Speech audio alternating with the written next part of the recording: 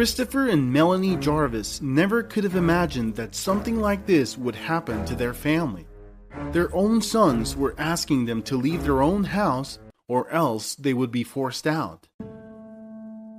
The cozy house where Christopher and Melanie had lived for the past 40 years had stopped being a place they wished to return to. It was filled with bitter memories of their son's greed and betrayal. Christopher and Melanie had lost their trust in their sons and were heartbroken by their behavior. They had hoped to pass on their home to their children as an inheritance, but now that idea seemed far from reality. The large house where Christopher and Melanie lived was an elegant, old-fashioned mansion. It had beautiful Venetian windows that adorned the facade and allowed natural light to flood the interior, creating a warm and welcoming atmosphere. The house was surrounded by a small garden with a variety of flowers that bloomed throughout the year, creating a colorful and fragrant ambience. The garden was their pride and joy, and they spent many hours tending to it, watering the plants and ensuring that each flower was healthy and blooming.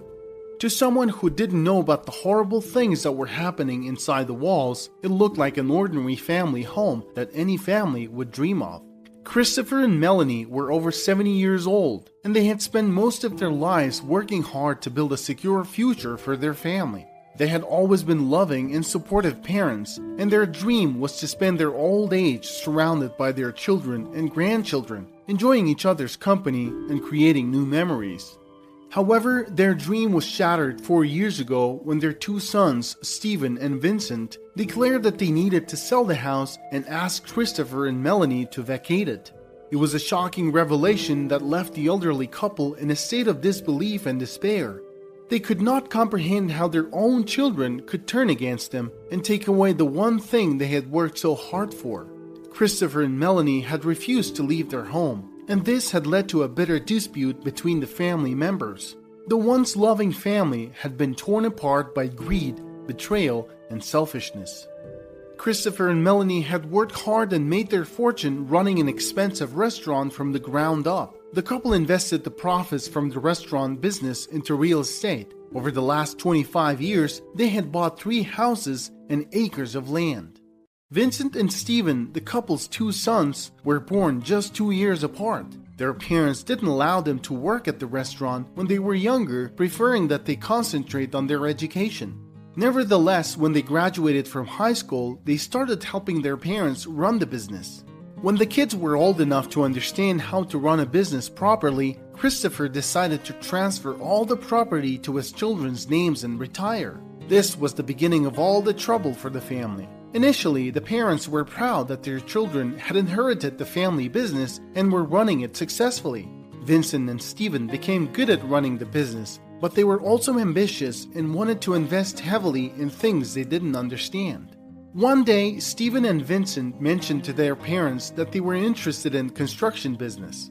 Christopher was surprised to hear about it, but he didn't think anything bad of it and wasn't really concerned. He believed that his sons were capable of making their own decisions and pursuing their own dreams. However, the next time the sons mentioned the construction business, they also said that they would have to sell the restaurant to pursue it.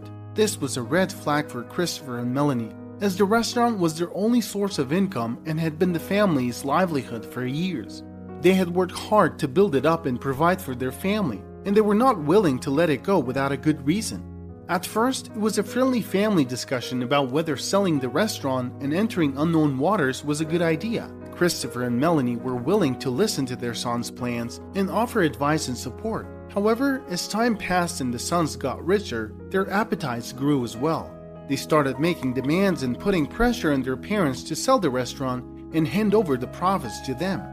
Christopher and Melanie became increasingly uncomfortable with their sons' behavior. They could sense that their sons were more interested in money and power than in family values and love.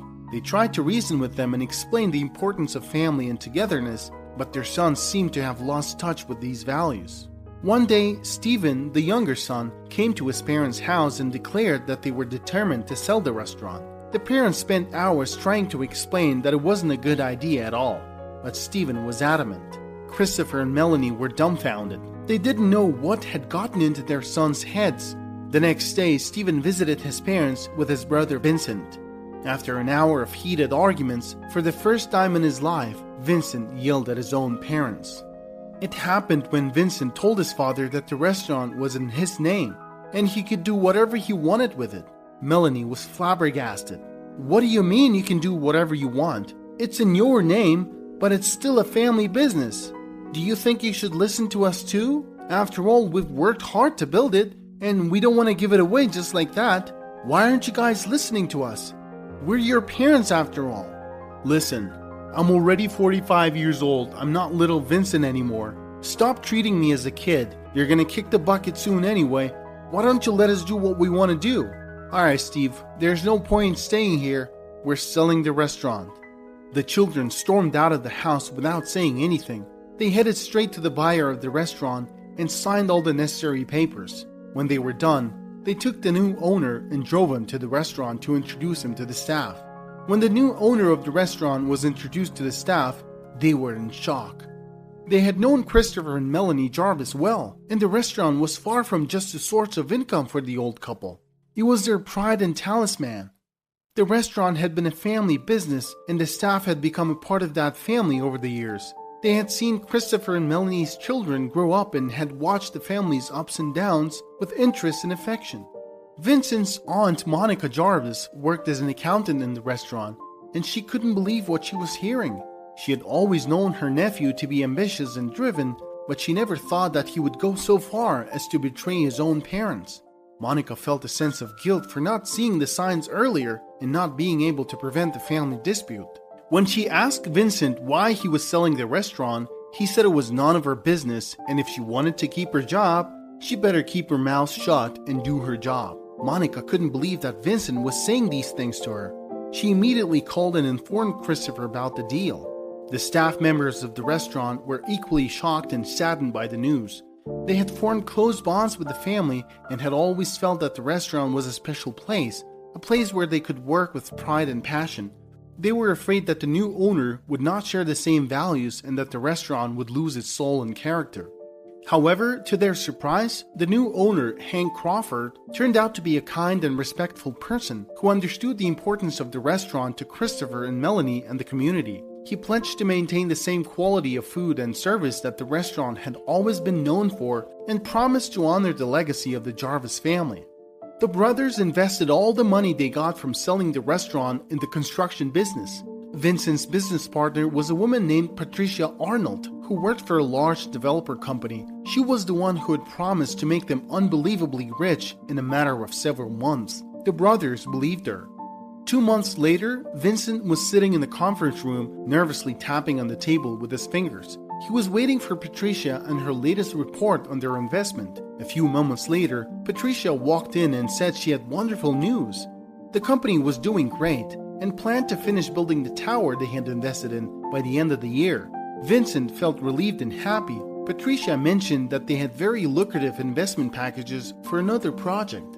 She did a small presentation about the project. Everything looked promising for Vincent. He pondered for a moment and smiled at Patricia.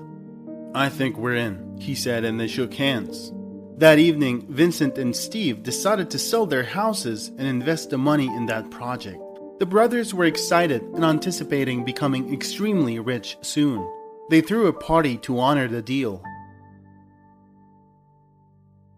Meanwhile, Christopher and Melanie continued living in their house. It was the only property left to them. Vincent's wife, Karen, and her 2 daughters often visited the grandparents. They were on their side and didn't favor the sale of the restaurant from the moment it was brought up. Karen and Vincent often had fights about it. One day, Vincent was watching the news and saw a report that the company they were investing in was under investigation by the government. The CEO was accused of embezzling company resources. Vincent phoned Patricia right away and set up an appointment. This time he was very nervous, his hands and feet shaking uncontrollably. But even an hour past their appointment, Patricia didn't show up. She wasn't answering calls either. Vincent left a lot of voice messages, but to no avail. 2 days later, she finally called Vincent and explained that the company was experiencing some financial difficulties and they were working hard to figure out a way to deal with the situation. Vincent didn't like where it was all going. He called Steve and gave him the news. A few days later, they heard on the news that the company they had invested all their money in from the sale of the properties was filing for bankruptcy. "You told me you guys were a fast-growing company and had excellent return on investment rates." "We want to get our funds back," Vincent yelled on the phone to Patricia. Patricia was silent. Vincent asked her if she heard him. A few moments later, she told Vincent that unfortunately, Vincent wasn't on the list of preferred shareholders and would receive whatever was left of the company last in line. Vincent screamed and hung up the phone. Rain was slowly tapping on Christopher and Melanie's bedroom window when they heard a loud knock on the front door.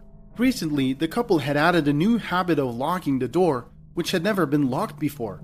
Times had changed, and they wanted to be secure. The knocking intensified, and Christopher went downstairs to see who it was. It was Vincent, knocking on the door and asking to be let in. Christopher asked what he wanted, and Vincent said he just wanted to talk. "We have nothing to talk about," Christopher shouted back through the window and closed it. He walked back upstairs to bed. Vincent started banging on the window, and soon the glass broke. He stretched his hand to reach the doorknob and unlock the door. He ran up the stairs to the second floor and kicked open the door. Vincent switched on the light and went straight for his dad. He grabbed him by the collar and shook him violently, causing Christopher to stumble and almost lose his balance.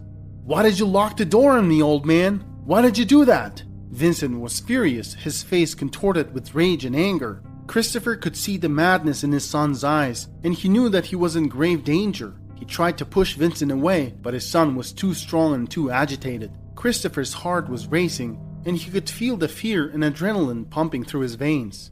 Melanie, half asleep, was shocked to see her own son shaking her husband like that.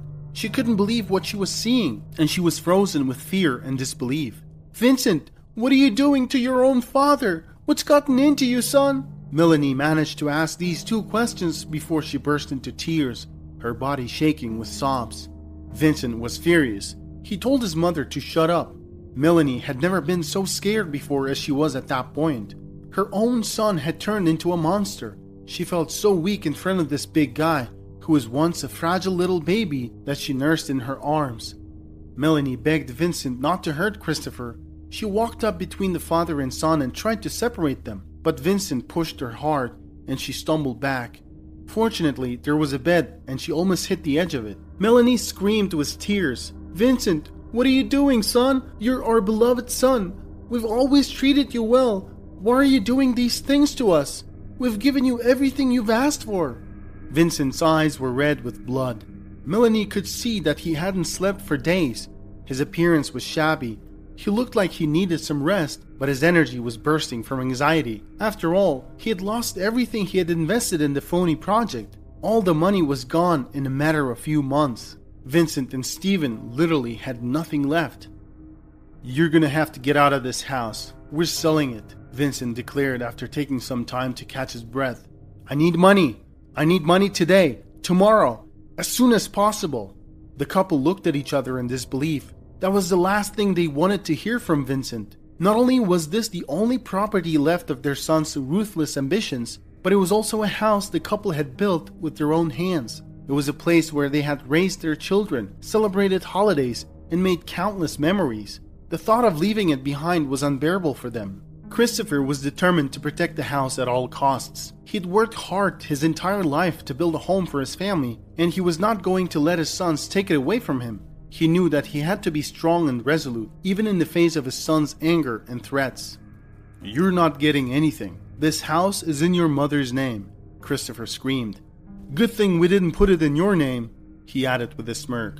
At that moment, Steven stormed in, unrecognizable with his red face, ready to attack and hurt his own parents, but Vincent stopped him. He told him that they needed their mother alive to inherit the house. Melanie was desperately praying to God to stop the craziness and asking what she had done to deserve such treatment.